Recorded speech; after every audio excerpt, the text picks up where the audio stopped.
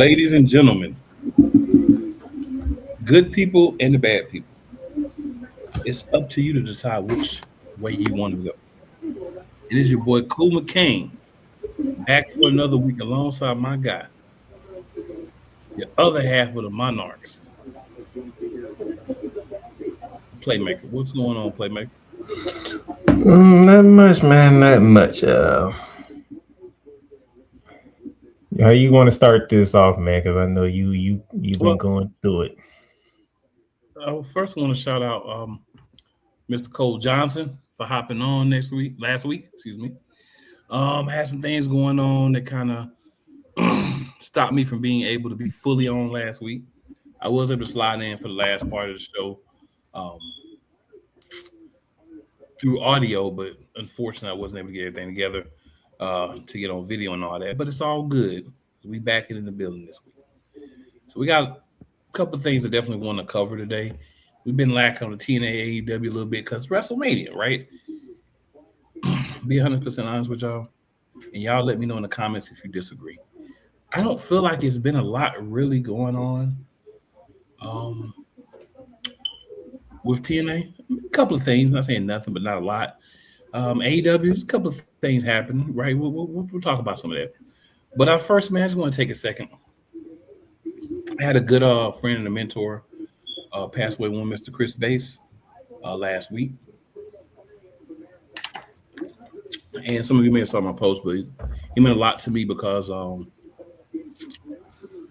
he helped me find my voice, right? And if you don't have your voice, you're never going to be successful in anything to do with, talking and just personality and being yourself. And people not only listening for your content, but listening for you and how you're, doing things. So he's very instrumental in that, man. Definitely a mentor to me. Big brother, a guy that I love that man. He could talk to you about anything, right? Politics, sports, religion, anything. And when you have someone like that and you can see them in action and you can not only learn by listening, but learn by just being around, just watching. I think it means a lot. And there's so much I can say, but we only have so long for the show. So I just simply say, man, I appreciate you, Big Bro Base, everything you brought to the table. Thankfully, we do have YouTube and Facebook, so I always can go back and watch things that you did, and get some motivation from that, man. But you're greatly missed, and anyone to know you, I believe, would miss you. And if you didn't know him, uh, I'm sorry you missed one of the geniuses of broadcasting. So rest heavy, my boy. I appreciate you, man, and wish you were still here. But I'm gonna see you again one day. Um, Pretty much all I got to say on the emotional side.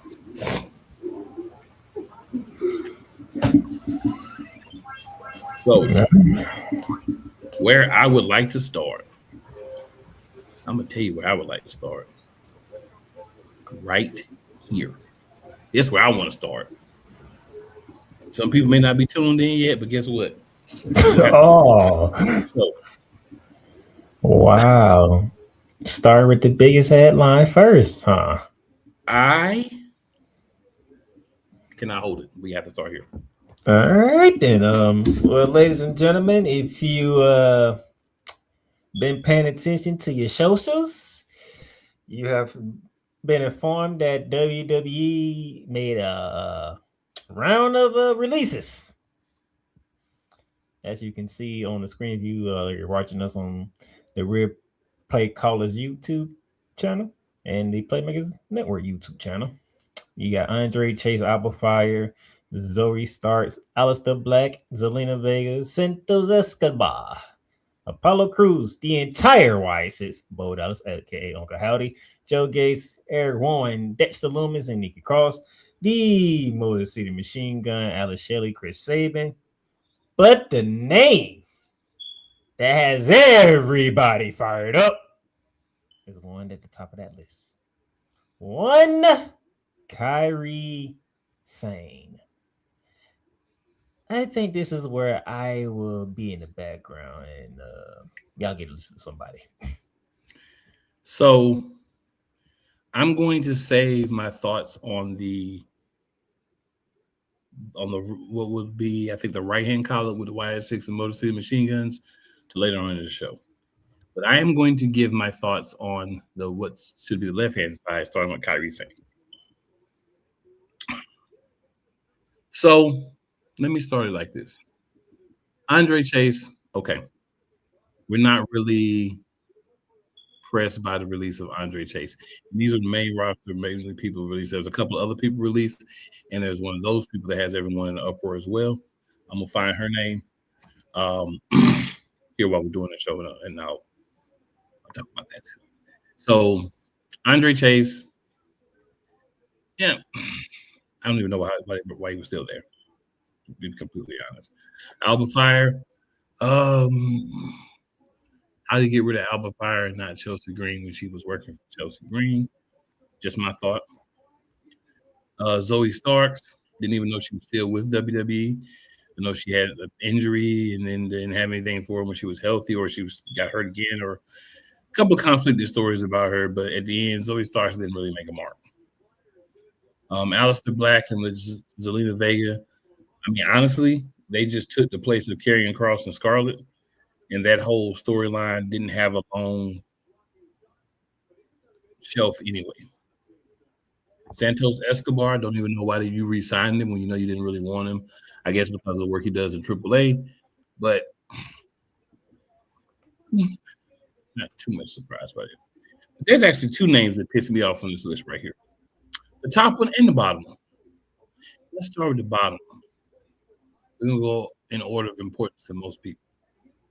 So you might say, well, cool. Why does Apollo Crews piss you off? So I'm a huge proponent, especially for my wrestlers of color, getting a real opportunity. When did that happen for Apollo Crews? It never happened for Apollo Crews. You know why it never happened for Apollo Crews? Because Paul never cared about Apollo Crews. Yeah, my voice is back to date. So I'm feeling a little ticked off. And I don't understand why you don't give a guy, Uha Nation and the Independents, big following, great wrestler, has everything you want. You don't really give him a chance. You don't really give him a good storyline. Why didn't you put him in the Hurt Business? Why didn't you let him have some real runs with Intercontinental Championship and at least have some opportunities to challenge for the WWE Championship at least once, being a tag team champions? Nothing. A couple of runs with the United States Championship is about all this man got. I believe it was the United States Championship. And what I would like to happen with Apollo is I'd like for Apollo to stick it to Paul by going somewhere else and showing who he really is. I would probably say AEW, just based on the partnership with TNA. It doesn't really seem like you can go to TNA too much and kind of stick it to Vince anymore. Or excuse me, no, that wasn't really a slip. It was a low key shot. But Paul and his Vince-like tendencies with certain people are not pleasing. And a guy that hangs around, a guy that's been a good, what they call a good hand for a long time, a guy that's done everything that's been asked of him, shows up on TV when you need somebody in a group of 4 or 5 to get beat down by somebody. All the talent in the world. You didn't even say, you know what, we'll send you back to NXT, repackage you, whatever. No, we're just gonna let you go. We're gonna let go of a good, solid talent that brings in money, of color, that we can throw in a tag team, veteran, professional. We're just gonna release him. Why? Because I'm Paul and I can. That's why. And I'm not saying these decisions are completely on Paul, because at the end of the day, now that TKO owns WWE, it's a business. And that was a problem with TKO buying the company. It's a business now. They don't see this as individuals. They don't see this as guys and what they can bring. They see this as a business and a business owner. That's a problem, in case you weren't aware. WWE is not just a business. WWE is a company. It's a way of life for a lot of people. There are people who, take this very seriously. Let's just say that. And the way that Paul and TKO has handled this is really garbage. I'm not going to get too much into that, but I just want people to understand Like, they did that man wrong. Apollo Crews was done wrong since he entered WWE main roster. They did that man wrong. And then to release him on top of that. Now, we're going to change the tone here a little bit. Paul TKO, what the fudge is wrong with y'all? How in all God's green earth did you release Kairi Sane in the middle of the storyline, her being the best we've seen Kairi Sane be? And you're going to release her in the middle of one of the main storylines in the women's division, and you release the pivotal character. Because this whole thing was supposed to be leading to, is Kairi going to actually finally leave Asuka, go on her own and do her thing? Or is she going to stay Asuka's lackey? And if she does turn on Asuka with Io Sky, what's she going to do? And you had nerve to just release her? This is a story you've been telling for what? Since Bayley was part of Damage Control. Since they were Damage Control, you've been starting this story. And instead of finishing it, we're just going to release one of the main players of this part of the story. That's why people trash WWE. That's why athletes, that's why fans, that's why the people that live in their mom's basement at 30 plus years old, this is why they have legs to stand on when they attack WWE. You don't have anything better to do with your life than release people who matter and keep people who don't matter. I could give you a list of people. I'm not going to. I can give you a list of people that just should have been released before Kairi Sane. And I'm sure at least a couple on that list will equal her salary. So what are you going to do with the storyline now? What are you going to do with the storyline now, Paul? The one y'all been pushing for over a year, Paul? What are you going to do, Paul? What about Kairi? Huh? Great idea. This is what you get when you get guys together. They have some great ideas, and they think they know everything. They think they have all the ideas. Now, what do we have? Io Sky and Asuka. Are they going to get back together and be buddy-buddy? Are they going to have one-on-one fights? What are they going to do? Nobody gives a flip now. And that's all thanks to Paul and the rest of the creative team. So congratulations in taking one of the only really good storylines that you had and destroying it. Again, that's why so many people that actually watch the program get pissed off at the program. Wonderful. I'm going to keep it cool now because it's still another one coming. So I'm going to keep it cool for now. But that's all I got to say about that.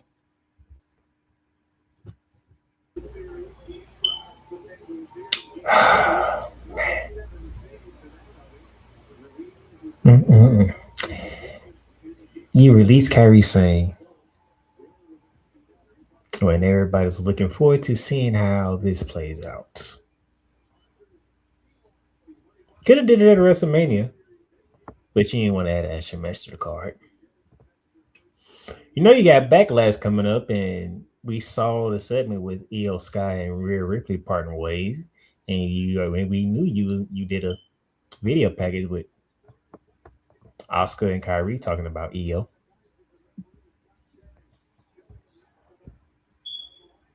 So that's pretty much the last we get to see of Kairi, a video package. Talking about, oh, and by the way, who won that match, by the way, between Kairi and Io? That's right, Kairi won. That was her goodbye present, apparently. And you released her. Pieces of trash. Not one piece, pieces of trash. So, I already know what's happening. So, it happened when you tried to screw Cody at WrestleMania 40. It happened when you did it with R-Truth. And so, you already know what's happening when it comes to Kairi. So, how long is it going to take you, Paul, to bring Kairi back? That's my only question. Do they have sense enough to bring Kairi back? Sense enough? Oh, you know, they already started. People are already coming in droves. But even if they do come in droves, do they have sense enough to bring her back? They did it with R-Truth, so they did do it with R-Truth, but this is R-Truth.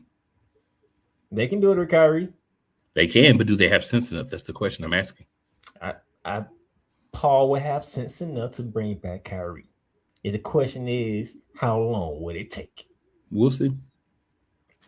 I think you're giving Paul way too much credit for having sense. Me personally. They bring it back. I'll put it like this. It's one of those, it's not if but when.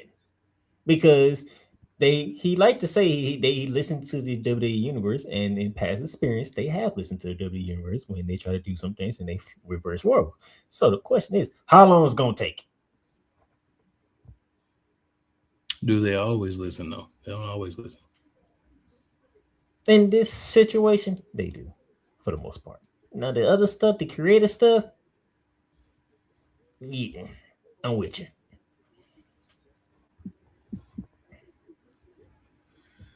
Like I say, man, I just don't want people to be too But disappointed when they here do we what they go. do. Oh no. We putting Paul on the clock here.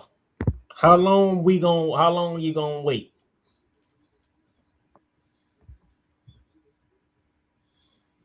I hear you. I hear you. I'm just saying.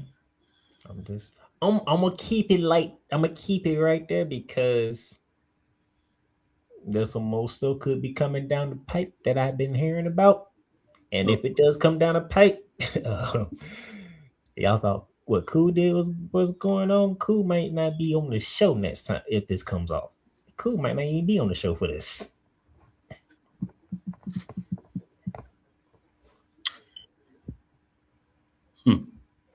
No comment on that. So we are going to revisit the second half of the list later. We're going to revisit that, but I wanted to go ahead and get that started. Not pleased with two of those names, and then the whole other side I'm not pleased with. So that's why I said we just need to come back to that because we got to talk about the other side, and that's going to be for later in the show once everyone taps in because I know people slide in at different times or whatnot. So I want everybody here to hear that piece as much as possible. So we're gonna wait on that one. So my boy, anything from the world of NXT that you would like to discuss? Unfortunately, yes, I forgot it was week 2 of NXT Vengeance or Revenge. Well, Dion Lewis came up short against Miles Bourne for the North American title.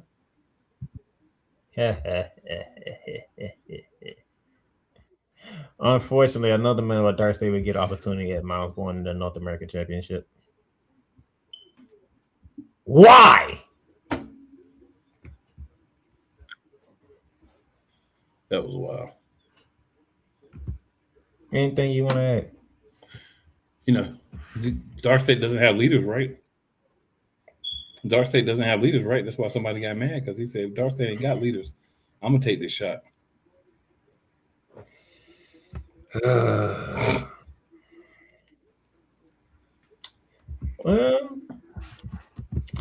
Well, WWE decided to send Joe Hendry out in a very peculiar way. So we're going to have a referee stoppage between him and Mr. Carver.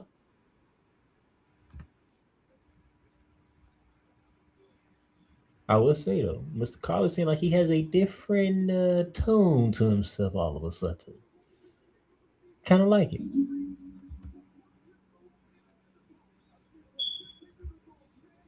The low tone.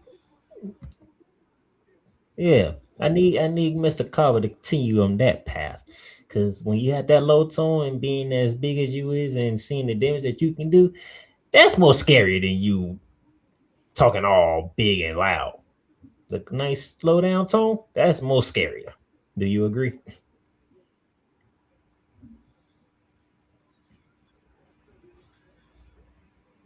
So Joe Hendry, we'll see you on Raw tonight for a stupid concert, which is only going to be interrupted by who knows who. You know, somebody going to interrupt and it's going to be a whole thing. Why do they keep doing concerts? Like, there's really no point of a concert. Interesting. Well, that's a Joe Hendry thing. Maybe they'll give him the rock treatment and won't nobody come out and bother. If I was a betting man, somebody's coming out. All right. There's a brother of ours in the chat, and I'm only doing this because I know how you, sir, my brother, feel about a certain title. So, matter of fact, give me a solo shot real quick.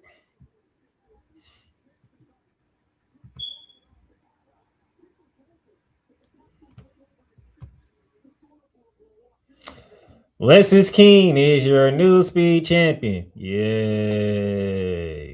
Let me take him back.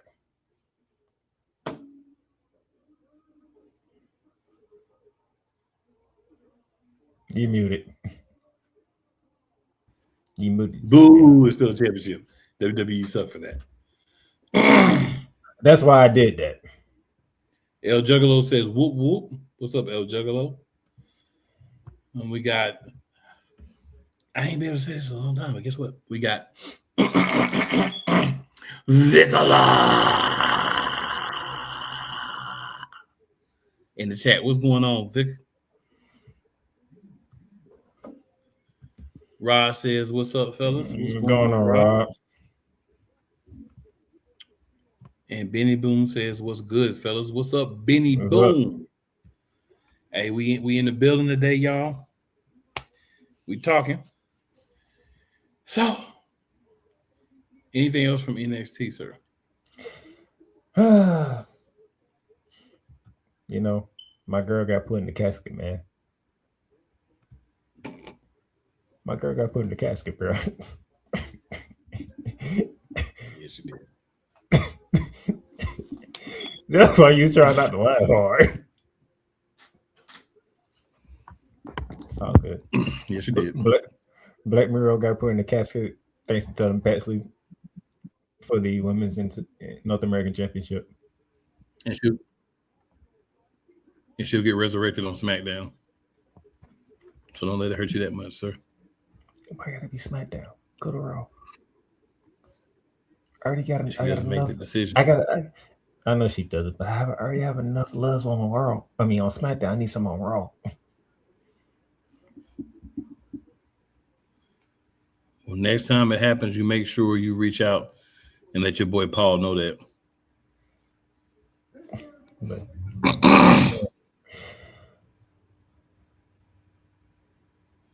So, Easy Dane has thrown her name to be the number one contender for the Women's NXT Championship because she decided to lay out the champ.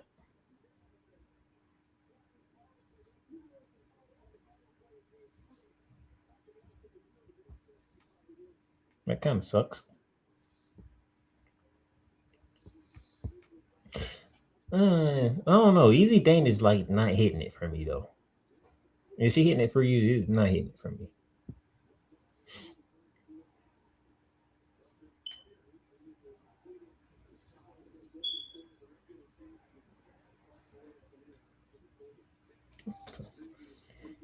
I don't know. Something's this off with Easy to me. I don't know what it is. She doesn't have it. That's what's off with you, sir. That might be what it is. She doesn't have it. That's what it is. She doesn't have it. She doesn't make you care about her. I'm not here to whatever, but I'm just keeping it real. Izzy Dane is just whatever it is. I don't know exactly what it is, but I know who don't have it, and she doesn't have it. And they're gonna try to keep pushing her, but she doesn't have it. Hey, I like the way you keeping that button up, that comment up there. Please remember to hit the button, people. Please remember to hit the button. You already know, sir. Sometimes you just slide it up there. Sometimes you slide it up there. Please remember to hit that like button. Yes, sir. And finally, Zarya finally beat Sodaruka, but we already knew because she was at Raw the night after WrestleMania. That's the call up. That's the goodbye match for sure. You know what's crazy? I don't recall and help me if I'm forgetting something.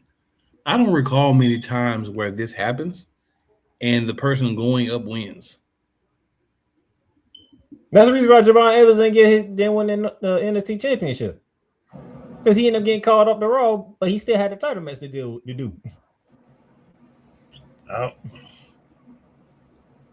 The only person is Obafemi. And Oscar. Because he won and laid his championship in the ring. Matter of fact, and Oscar, because Oscar went into the main roster undefeated. Okay, and Oscar. Okay. That's why I say help me remember somebody if I'm forgetting, because it's been a long time, but I'm gonna feel comfortable saying 99% of the time, if you moving up, you catching a big fat L on that last opportunity time. So Ruka definitely caught a big fat L. Well, Ruka got destroyed. That's what happened to her. I was more worried about. I was waiting for updates saying somebody saying that they were gonna say that she's injured or something, but I ain't hear nothing in a week. So I'm like, okay, she might be good. Yeah, she ain't go through that table the proper way.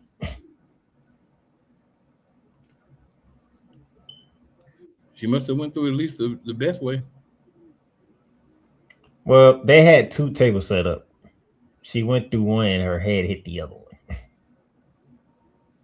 Yeah, I saw. I was like, is she good? Is she all right?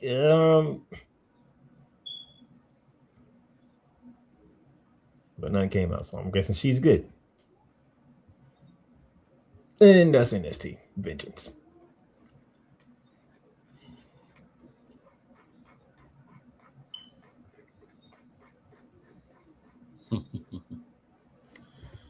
All right.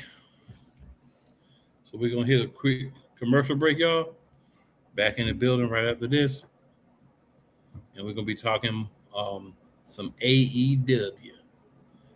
And if y'all have anything y'all want to add in the comments, feel free. Feel free. That's what we're here for. Hey, Eagles fan. Join my man Cool McCain and a host of others as they break down every single game, every single week in an objective manner, and also from a fan's perspective as well. Remember, this cast feels just like you. Nobody likes you. And you don't care. Fly, Eagles, fly.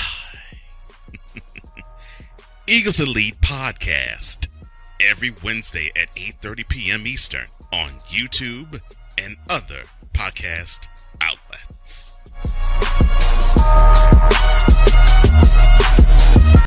Everything Boston. I love you morons. New Kids on the Block, New Edition. Dear whatever the law firm is. Sincerely, the U.S. Supreme Court. Ben Affleck, Matt Damon. Go yourself again, Jason Whitlock.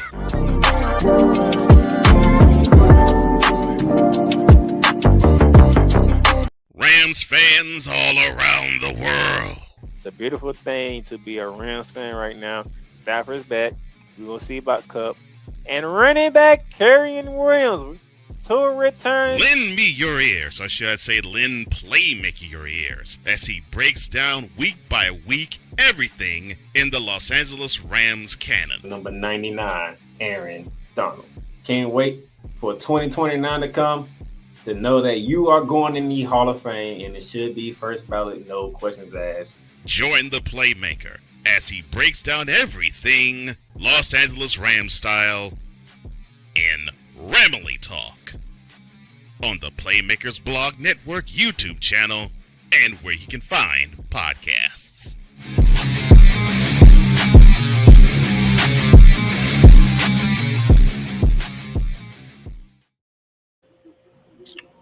All right, good people. We are back in the building. Time to talk a little good old. I said AEW. We didn't go over TNA. My bad, y'all. I'm tripping here. So you actually found something to talk about for TNA? A little bit. We'll go over some results here. So, only thing I want to talk about from last week is the ongoing resurrection of Allie. It has been completed. It was completed a couple of weeks ago.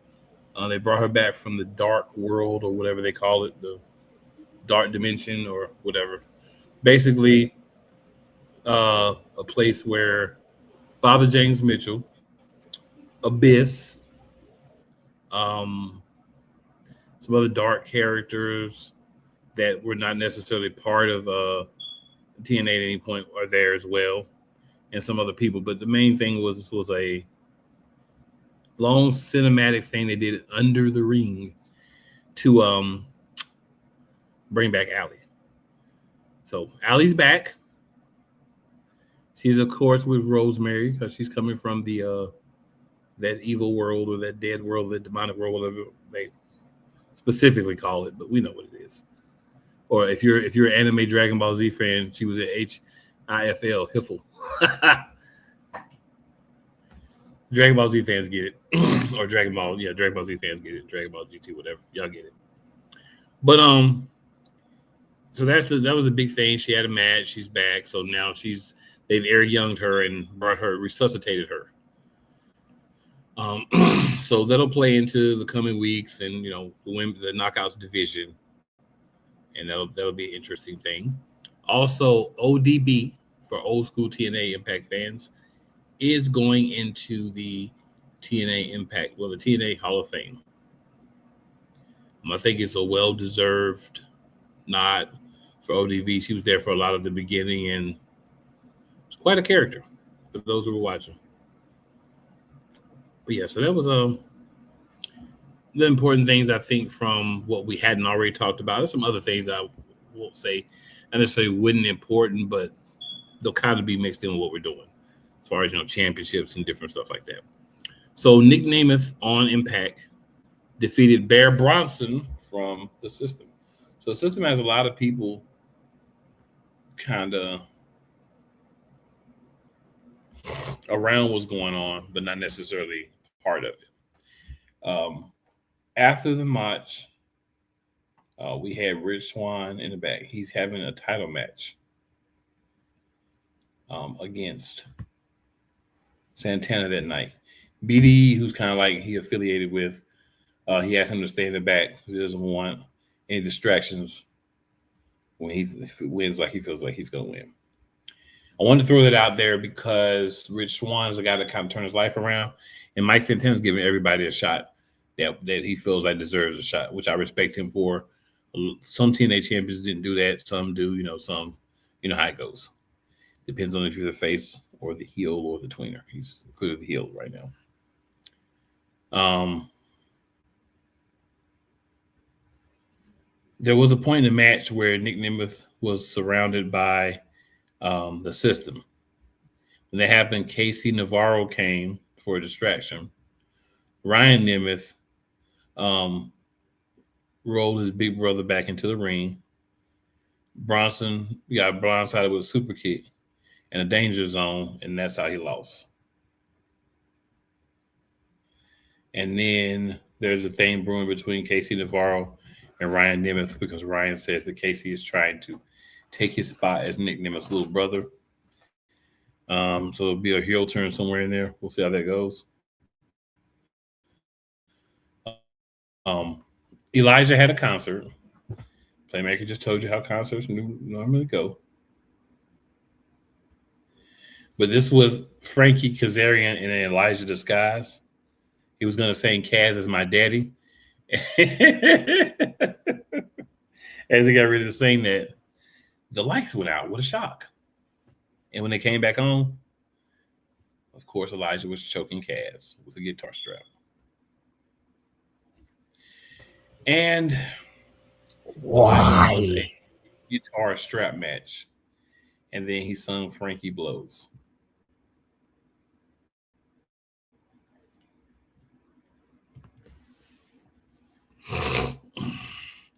So EC3 returned. He had a match with Eric Young last week. Eric Young hit him with a chair.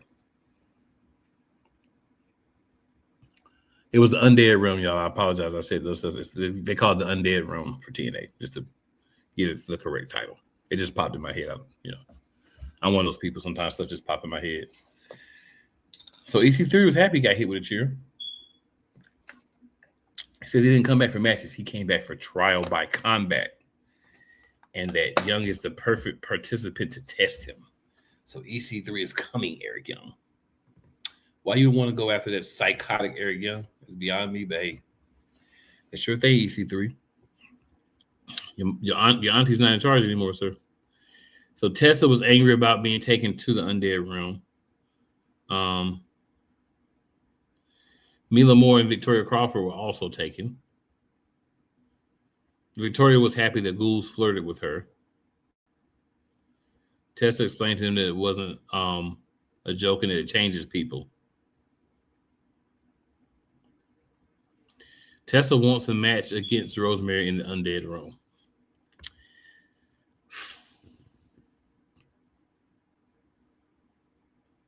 Well, excuse me, she wants a match next week, not in the undead realm. Excuse me, I misread the ending part of that. So she wants a match against Rosemary next week.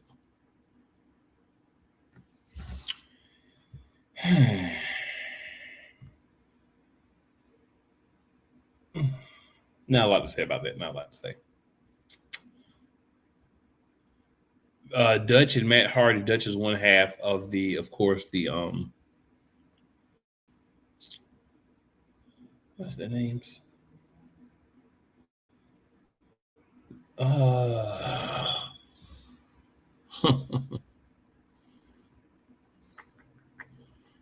It escapes me for the moment. But they are the team that is all up on the hardest to get those championships. The Righteous, that's it. I don't know if somebody can tell me, it just popped to me, the Righteous. So Dutch, of course, won a match. That's no surprise. All right, then Zaya Bookshire betrayed Li Ying Lee.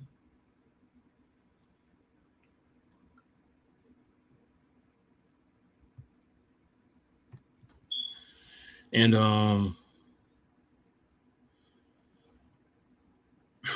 so Zaya turned on Li Ying Lee last week.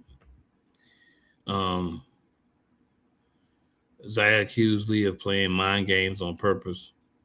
Zaya also claimed that Robbie Brookside never supported her career.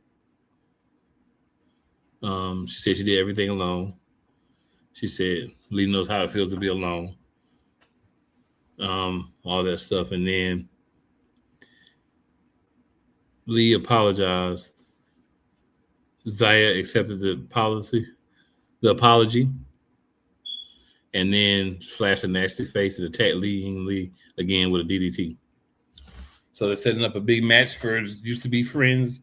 Zaya Brookside, Lee, with Zaya, of course, being the bad guy because Lee is going to be the good guy. Atlanta Black defeated Katie Arquette, the sister of David Arquette.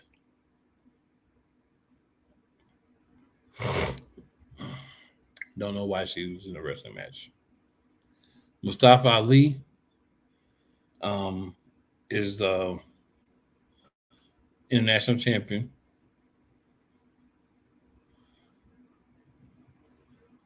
And they did a randomizer and landed on Australia.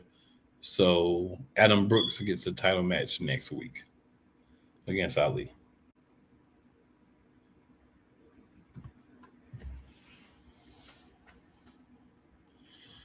All right, then we had this part of the system crying backstage. Barry Bronson was mad about losing, said he'll correct the mistake. Cedric Alexander wants another title shot at Leon Slater because he lost to him at the Rebellion, but then he beat him last week. And then he says you can't beat the system. Then we have Mike Santana and Rich Swann. And Mike Santana won. It was touted as a match of the year. I actually watched, and I'm gonna say it's a little bit of a reach. It's doable, but it's a little bit of a reach. So we're gonna roll with that. We got a few comments here.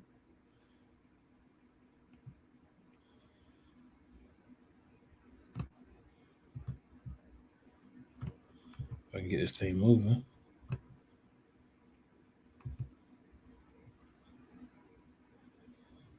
Ben Boone said she's fine. We were together the next day. Laugh out loud. This next one here is from my guy Ryan McCarthy. He says, "Chapter deal now." I cannot get away from that. Not even on Mars, I can get away from that. Hey man, you was hard on him. You was running around Chapo Bill. So, you always knew it was 50-50. Or you should have known it was 50-50. And then McCarthy says, anyway, what's happening, fellas? What's going on, Ryan, man? Good to see you checking us out. Appreciate you tuning in. And then he says, the House for Infinite Losers Classic. Yeah. I love that comment. I love that comment. So, because I can hear Ryan actually saying that too. I believe it. So we are going to venture over to All Elite Wrestling and do a little bit of a Dynamite. We'll cross over a little bit, just a tad bit, tad bit into Collision. So Jericho, I understand, been going back and forth. They had a few things to say to each other and everything and all that good stuff.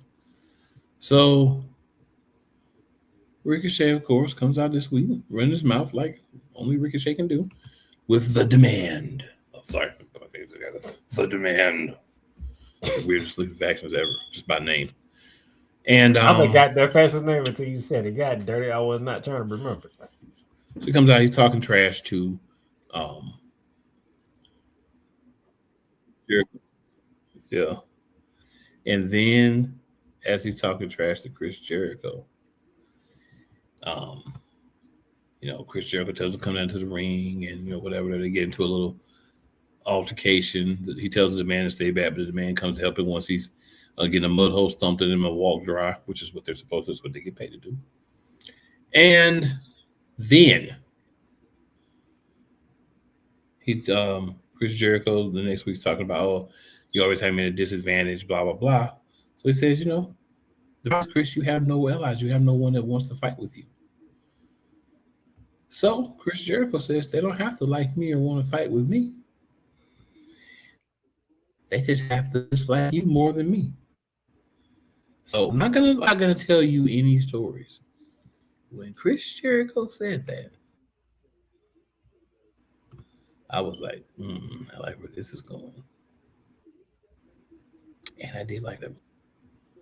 Did like where that was going. So we see later, he's coming out of the locker room. And then who's in the locker room he's coming out of? The Hurt Syndicate. And we know the Hurt Syndicate has no love for the demand. So I like that they kind of slid that on in there. The long-term storytelling. You know what I'm saying? So then they agreed to have a match. The match was on Collision. We know who ran the match. I mean, I ain't even gonna play with you. We know who ran the match. It is what it is. There's nothing that can be done. Champ is who they want it to be. So, important points from AEW. Darby Allin, who last week won the AEW World Heavyweight Championship. Biggest shock of my life. I'm not gonna front. In the worst faction ever. My man got punched in his gonads. Then he decided to punch our champion at the time in his gonads. So apparently somehow Darby Allin's gonad punch was so much stronger than MJF's. MJF was just writhing in pain. Darby Allin gives him a coffin drop from every corner and then pins him. That's how the second reign of Maxwell Jacob Friedman is. So if it were not for me saving for WWE, this would be a bit of a rant. What it's going to turn into is this. Tony Khan's back on the powder, heavier clearly than before. He's having apparently, thunderstorms and hurricanes together of tornado powder. You know what kind of powder I'm talking about. Why in the world would you have the match in that way? I don't even truthfully have a problem with Darby Allin as champion, besides the fact that he's tiny. But the fact that you had the audacity to do that the way you did, all I can say is that's crazy. But Darby Allin comes out. He has his little match. And he beats Ciampa. After the match, Ciampa talks about crazy. This dude is crazy. After the match, Ciampa says that he's found his other half, and it's Darby Allin, his wrestling other half. After he won the match, Brody King came out to challenge Darby Allin next week. Of course, Darby Allin accepted. Maxwell MJF, of course, marched down to the ring. Wants the world title back. He ended up having a confrontation with Kevin the Jet Knight. And that'll be next week, their title match. Now, it ends up later on in the show, or on Collision, I forgot which one it was, that MJF was like, I want my title match. And then Darby Allin said, if you want a title match, you got to put something on the line, MJF. Kind of like you did with Hangman Adam Page. So that's where that's going. So hopefully, I'm gonna say hopefully, maybe in a, I'll fight you for the championship, and if I beat you,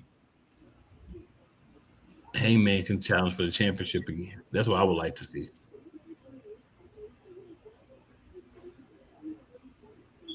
Me personally. Samoa Joe made his return.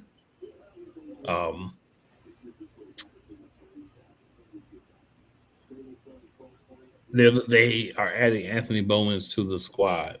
Hook's been out recruiting. They're going to end up adding Anthony Bowens to the team. They got to replace Powerhouse Hobbs. So, I mean, I guess it makes sense. There were some challenges made. Coach challenged FTR, double nothing. There's a 10-man tag team set for Collision that was set up that night. Alex Windsor is still after the Triangle of Madness.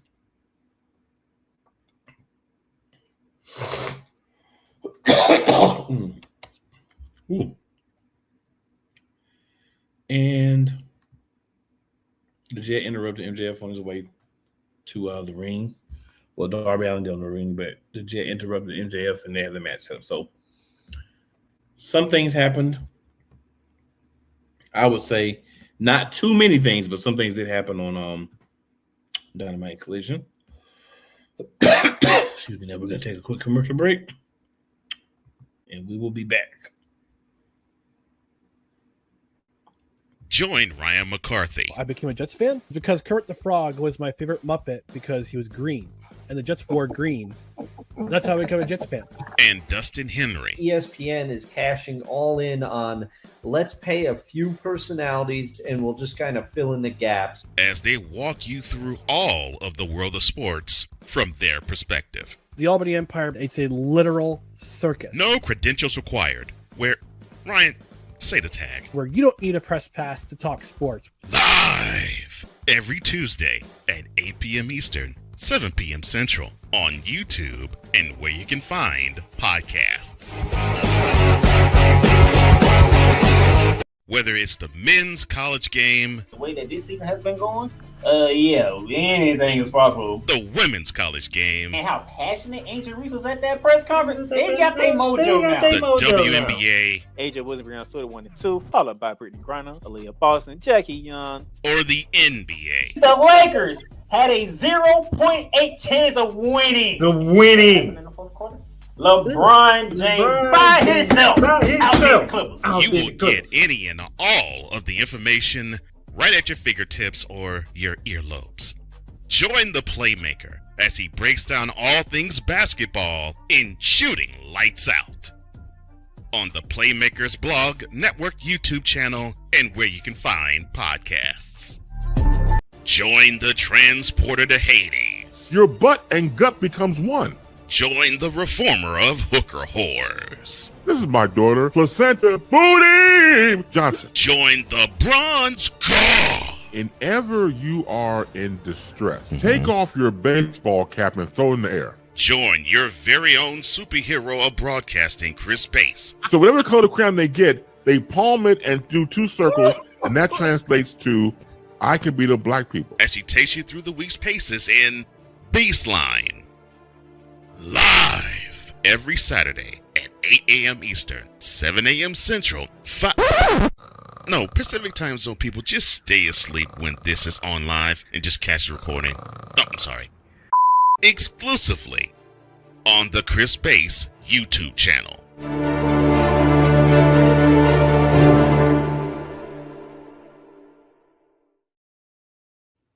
All right, so we are back in the building. Playmaker. We still have part of the releases to talk about. But before we get to those, anything from Raw or SmackDown that you would like to discuss? So we knew So Rick was on Monday Night Raw because she interrupted the new Women's World Champion Liv Morgan. They had a match, and Zarya screwed her out of that match. So Liv Morgan won that match, would make So we could go 0-2 for the week. Yep. Great start, WWE, when it comes to So Rico. Great start. Tremendous start. Well, you know she's half black, so. That's a great start. How wonderful. Our boys are back. They are. Wrong music, but they're back. I mean, that's the music they know for, so. Here's the problem with that, though. You took months upon months, new music that actually was a lot better. I'm going to be $3 with you, $5 with you. That new music was fire. This music here, it's all right. And they're back to that, though, because, just to be honest, they're more happy and less serious, and that's what they like from their certain tag teams. Stop right there. I ain't expect them to be the ones to help Seth Rollins, though. Did you? I didn't expect them to be on Raw, period.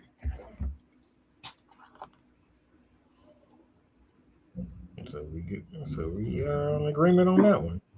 So, anything else noteworthy happened on Raw? Oh, yeah. Oh, yes. So we knew Roman Reigns was going to be the world champion coming out of WrestleMania. And then we did hear him say he was going to be around all summer. So like we get to see the Tribal Chief most likely already up until SummerSlam, which is most likely he'll lose the title and go off on his sabbatical. The question we was wondering was, how would this reign go than the last one? And before we could get a good day in of Roman Reigns, seeing Roman Reigns as champion and practically the bloodline being back together, Mr. McCain, who surprisingly, and I do mean surprisingly out of nowhere, popped up on Raw. 5, 2, That's who popped up. Jacob Fatu. Comes out, he says, I don't want that title. Roman's like, well, the thing is you're here to acknowledge me. No. I need that title. I'm not here to be tribal chief, but I need everything that the tribal chief has. And he already threw it out there. Of course, Roman doing the whole, I'll give you my answer in a week. And then I'm not saying yes, I'm not saying no. But try to talk to the Usos, and so we can talk Jacob Fatu out of this, because I don't think he can handle the burden of being World Heavyweight Champion.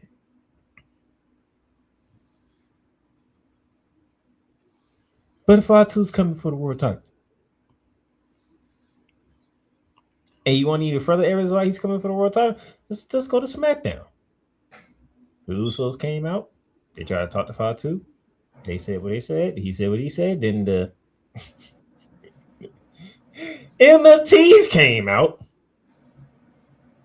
So started talking. Tama even had some words to say. Words that got Solo into a match with Jacob Fatu. To the point where Jacob Fatu not only beat Solo, he also beat the other 4 members of the group outside of Tala Tonga because he was absent, peculiarly absent. With Solo on the outside of the ring with a smile. Was he laughing or was he smiling? He was laughing and smiling. Well, he was destroying the MFTs.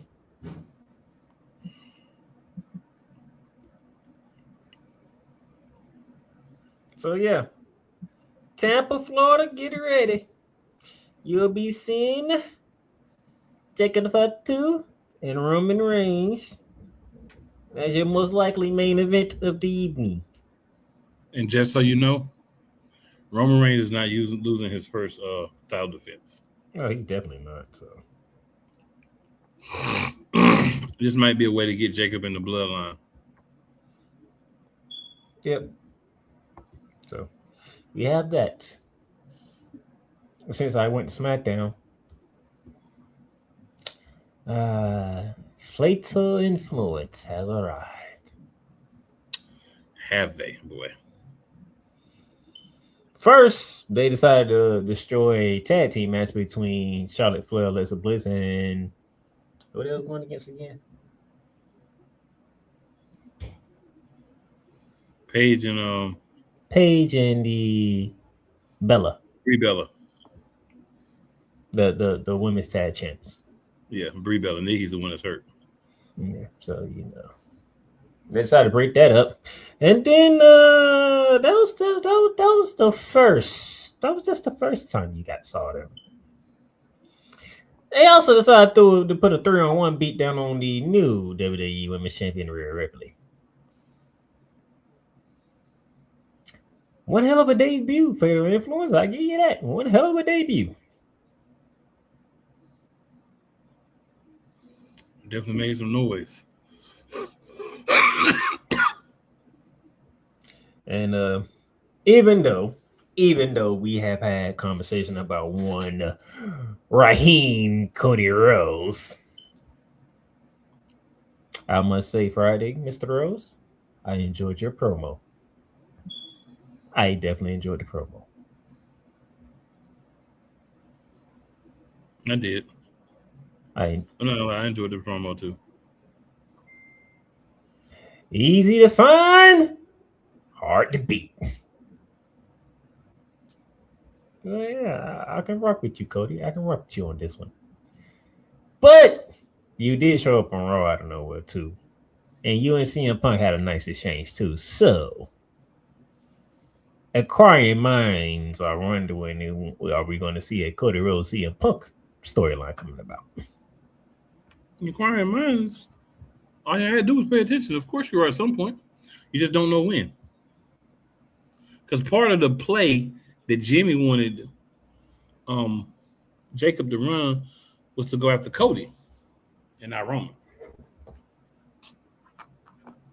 And Jay was just like, "Is you ready for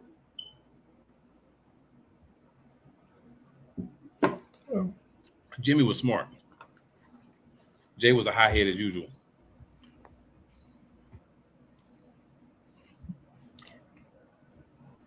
I can see where you're coming from, but I think on SmackDown it was more Jay was like, all right, you ain't gonna listen to Jimmy.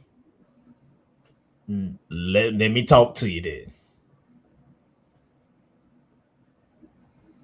Yeah, but still a high-headed approach.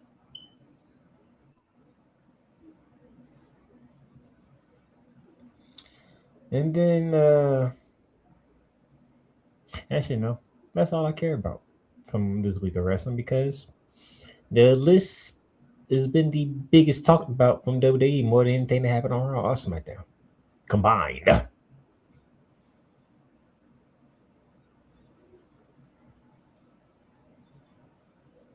And I do mean combined. We were here earlier. If you see this not live, but later on, just want y'all to listen to me. Hear me. The Motor Freaking City Machine Guns, legends in Ring of Honor, legends in so many wrestling promotions, legends in TNA. They come to WWE. They start off with a World Tag Team title, SmackDown World Tag Team title win early on. And then nothing. Why?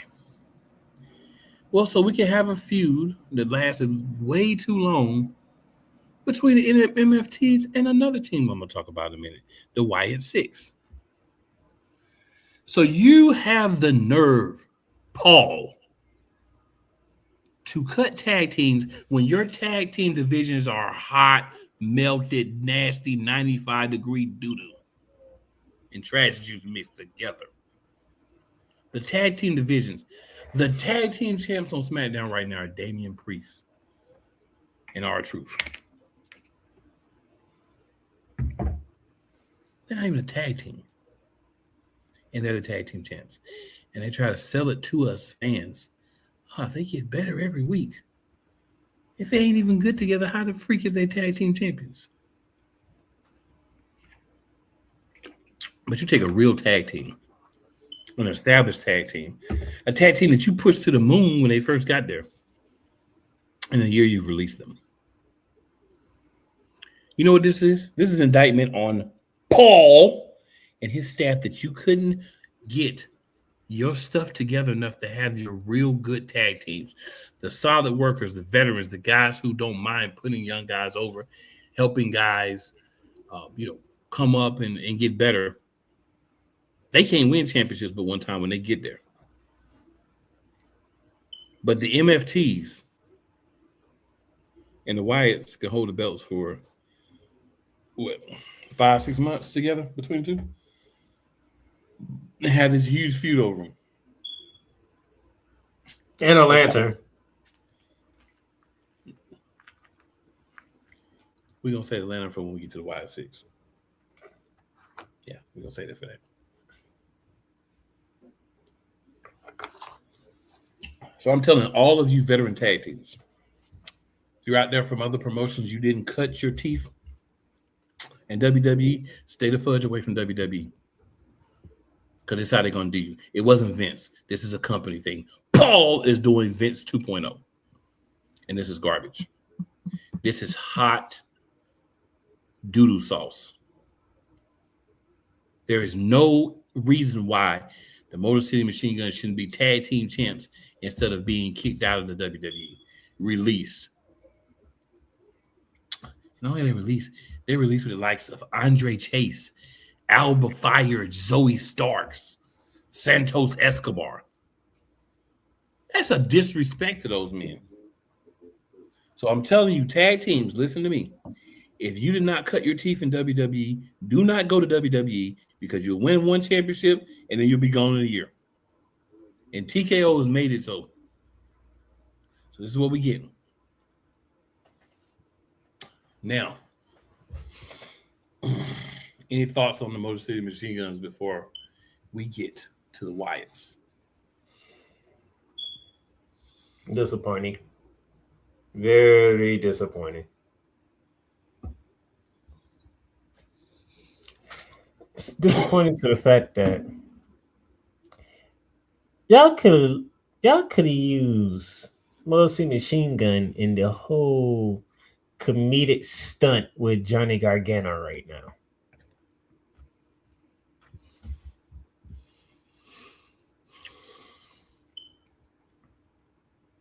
And why is Johnny Gargano still there?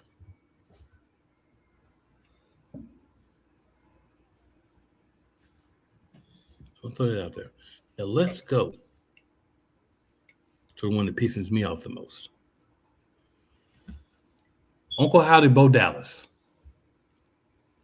took on the mantle of the leader of the Wyatt Six because of the death of Bray Wyatt, his brother. They're called the Wyatt Six, kind of a play on the words on number 6, but there was only 5 of them. They started on Raw as this unstoppable force. Then they were a stoppable force and they got traded to SmackDown. Here's the problem I have. And I'm not yelling today because I want to make sure that everyone understands why I'm pissed. You came out, Bo Dallas, Eric Roman, Dexter Lumis, Nikki Cross, Joe Gacy. They all had the interviews explaining why they're in the Wyatt Six, for what reason and all that. Thought that was fantastic. Way to do them after the intro. The problem is WWE and Paul specifically does not know how to deal with supernatural factions or wrestlers. They don't have to be around all the time. But you have to understand when they're around, things like their lamp getting taken by Solo Sikoa and L for months, that can't happen. You're saying in story that the lamp has this supernatural power from Bray Wyatt. And you mean to tell me Uncle Howdy gonna let Solo Sikoa silly button, his little team of misfits, take it from him and keep it? So they're supernatural, but when they're in the back, the lights can't go out and it disappear. When they walk into the ring, lights can't go out and disappear. You can't think of any of those other ways for them to get the lamp back besides having Tama Tonga give it to them. You know what I said at that moment? They gone. That I did. I said they all gone. Because you didn't even win back your most precious possession from Bray Wyatt. It was taken from you. And that's how you wrote them, Paul, TKO, and who the freak ever else was part of this garbage whole program, right, and everything. They can take the breaks. The breaks are not the issue. It's when they come back and they're still doing the same thing. The feud with the MFTs was way too long. It didn't need to be all that. They should have had opportunities to fight better teams, but there aren't. What happened to the Street Profits? They was gone for a good minute before they ended up on the other show. The tag team divisions are not right. And you have this big faction. You don't have any monster factions or any factions they're not scared to go up against them like the Bloodline or anything. Right? I truthfully want to say a lot, but what I'm going to end with is simply this. Paul, TKO, Creative, the Wyatt Six, the Motor Machine Guns, Apollo Crews, and Kairi Sane. No. Apollo Crews, not Kairi Sane. That's on y'all. Aleister Black and Zelina Vega's on y'all too. You know why? Had you put them in meaningful storylines and gave them something to do, they would push merchandise and they would still be there. But you decided you was going to bring back Aleister Black and Zelina Vega and basically had them take the place of Karrion Kross and Scarlett. And honestly, they didn't even come across as menacing.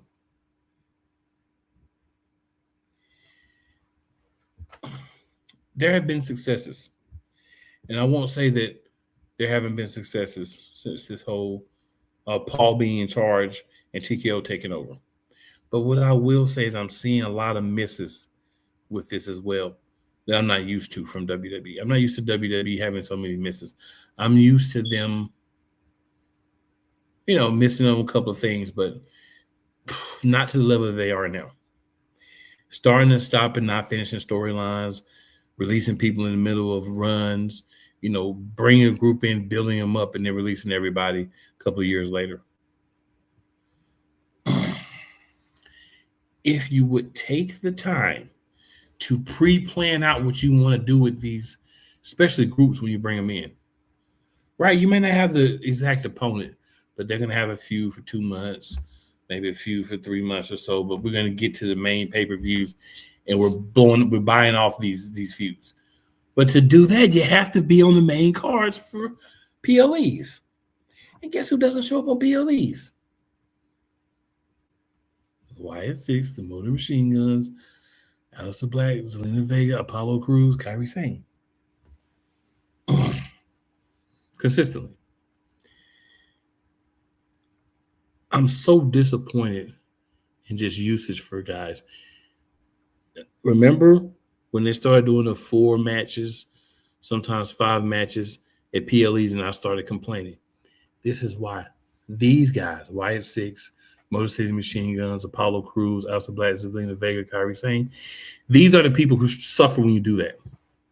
Because these are the people who get lost in the cracks, and these are the people who get let go. You can't tell me any of those people did not come in and do their job to the best of their ability with what they were given. But what you can tell me is they were not given true opportunities to get over in their roles, be successful, sell merch, and get more spots on TV.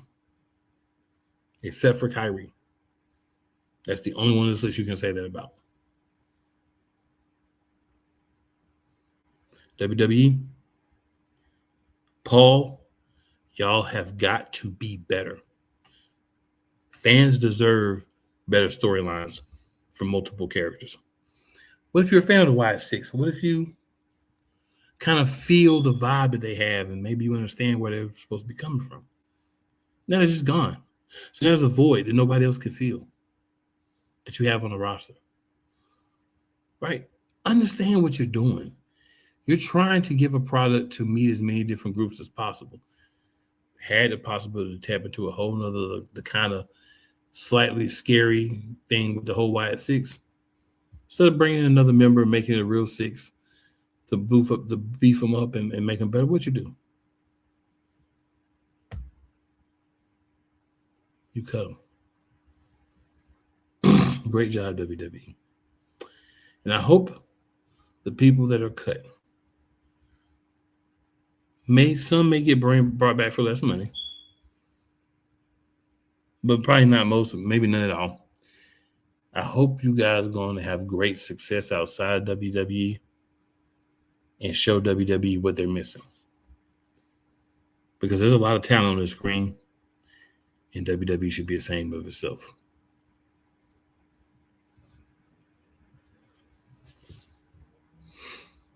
I'm not giving y'all anger. I'm giving y'all real. I mean, there's nothing really else to say. You're going to regret what you did. It is what it is. And when let me guess, is Julia next? You just have her just drop the title to Tiffany Stratton like it was nothing.